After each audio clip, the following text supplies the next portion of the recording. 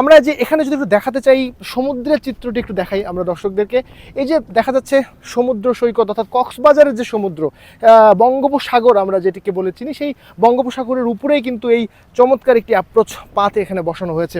এবং এই যে অ্যাপ্রোচ পাথ, এই অ্যাপ্রোচ পাথ অর্থাৎ 10,700 ফিটের দৈর্ঘ্যের যে রানওয়ে, বাংলাদেশের সব থেকে বড় দৈর্ঘ্যের রানওয়েটি কিন্তু এই মুহূর্তে কক্সবাজারের। যদিও আন্তর্জাতিক ফ্লাইট যখন চলাচল শুরু হবে তখন এই 10,700 ফিটের মধ্যে 9,000 ফিটের অপারেশন শুরু হবে।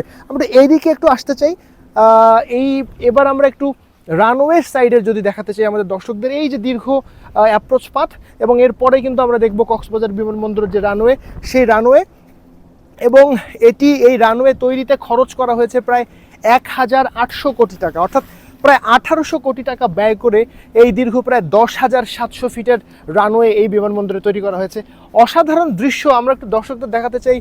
এখানে এই যে নিচে যেখানে সমুদ্রে যারা রয়েছে, সেই সমুদ্রে যারা মাঝি রয়েছে, জেলে রয়েছে, তাদের আমরা দেখছি তারা আসলে এখানে মাছ ধরছে। এবং সাধারণ যারা এই এয়ারলাইন্সে যাত্রী হবেন অর্থাৎ বিমান চলাচল করবেন, তারা উপর দিয়ে চলাচল করবেন। মানে সব মিলে একটি নৈসর্গিক সৌন্দর্য যদি বলি তাহলে কোনোভাবে বলা আসলে কম হবে না।